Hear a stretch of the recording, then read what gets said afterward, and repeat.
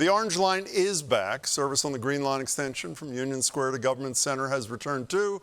And while it was a pleasant surprise to many, including me, that the planned 30-day shutdown actually was over after 30 days, this is far from the end of trouble at the T. The D line will shut for 9 days, 3 times, between now and the end of next month, which may just inconvenience the Green Line's most famous rider, former Massachusetts governor and the 1988 Democratic nominee for president, Michael Dukakis. He's now professor emeritus of political science at Northeastern University and, as you know, a lifelong public transportation advocate. Governor, it's great to see you. Thanks for being here.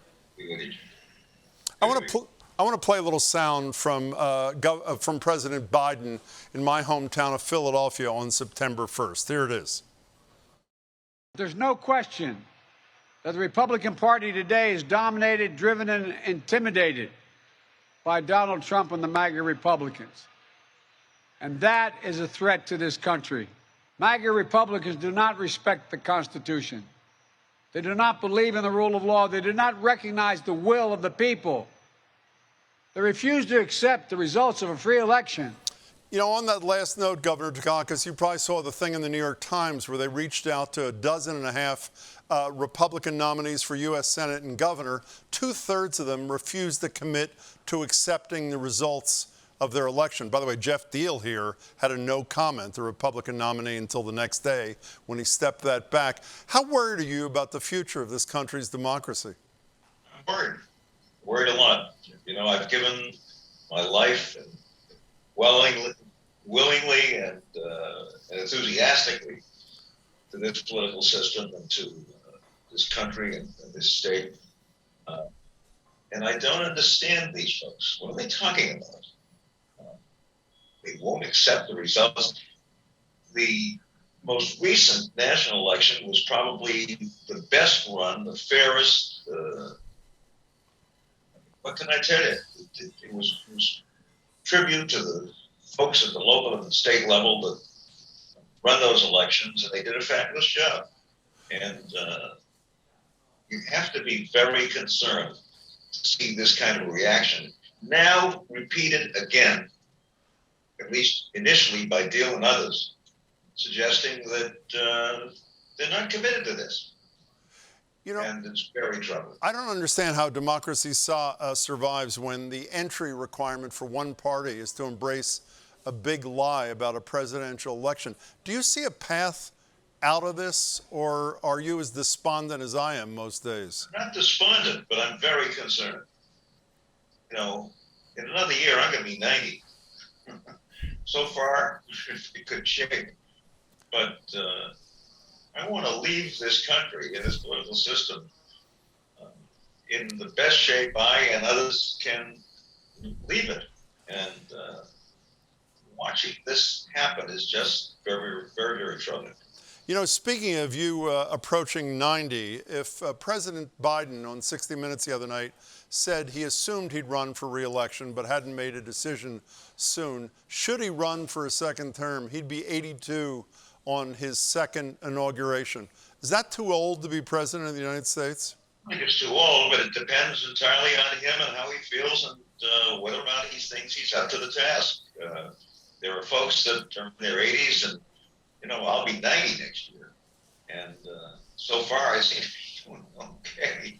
But you can only the individual himself can make that decision. And if he feels good, and so far it seems to be that he's doing pretty well, fine. If not, then we'll have a contest. Well, you know, one thing he is not too old to do was to sign a $1 billion infrastructure bill in November of last year. Are you, as someone who, as I said, was on the board of Amtrak, a big public transit advocate, high-speed rail advocate, are you convinced that $1 billion will make the United States competitive, or is it just a catch-up kind of thing? I don't think it's a catch-up kind of thing. It's certainly necessary, no question about it, not just in Massachusetts, but all over the country. I mean, we have work to do to build a first-class national transportation system, rail in particular, as you know, which I feel very strongly about. But it's embarrassing to look at the way we're kind of struggling, both here and elsewhere, to run a decent public transportation system. I'd like to think when I was governor that we produced a good one and did good work about it. But, you go to Europe, you go to the Far East, and it's embarrassing to come back to the United States and see what we've got here.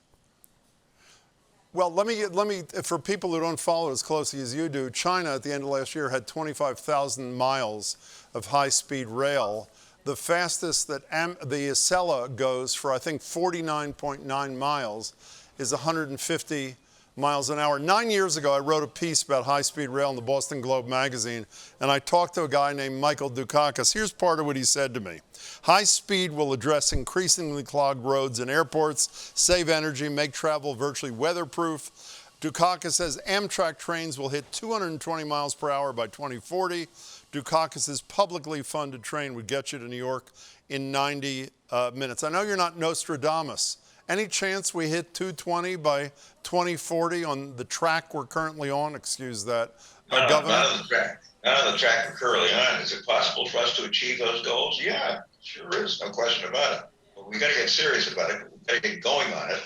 And my hope is that the next governor is going to take this responsibility very, very seriously and go at it. Well, speaking of the next governor, as you know as well as I, one of the green lines has been shut for a month, the orange line totally. Another green line is about to shut down, as I said, for most of the end of September through the end of October. How did we get into this mess? How did we get to this kind of place in the Athens of America, Governor? Thanks for the reference. I did it for you. I'm glad you caught it. By the way, has far better transit system these days than we do. Well, I don't want to assign blame. I think when I left office, we had a damn good public transportation system.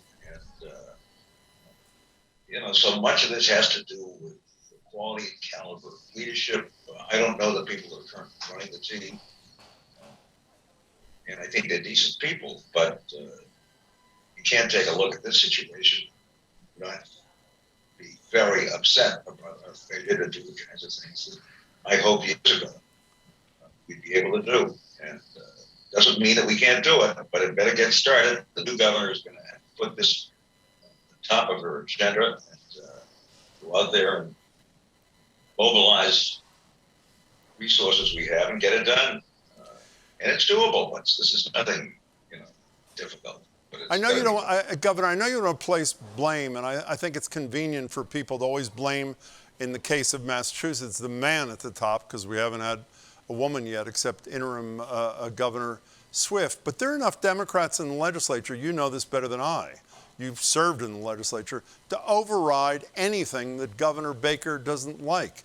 Why haven't the Democrats taken the lead in the legislature and appropriated enough money to provide a tea that lures businesses, that is reliable and safe for the people of the Commonwealth?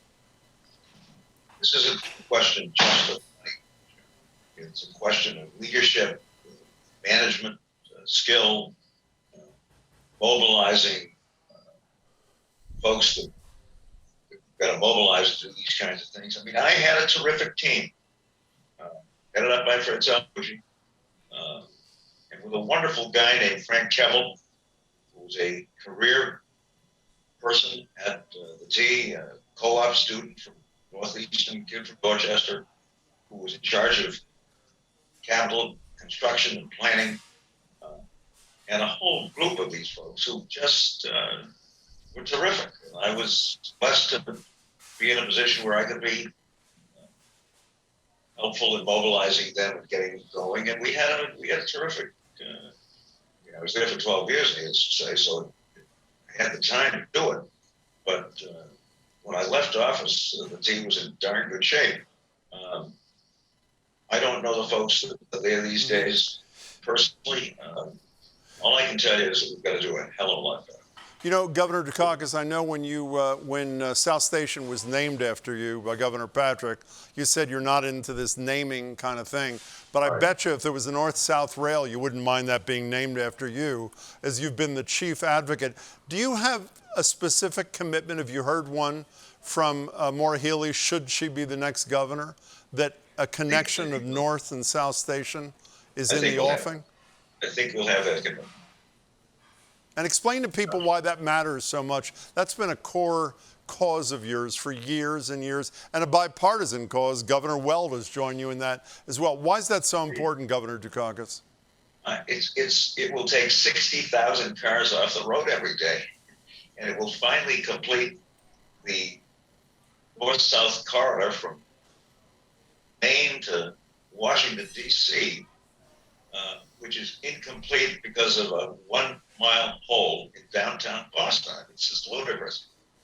And it would do enormous things for the system, for our metropolitan area, for New England. There are some other projects as well that we should be pursuing, but this is just laughable, isn't it? I mean, to tolerate this situation on the most important piece of the whole Amtrak system.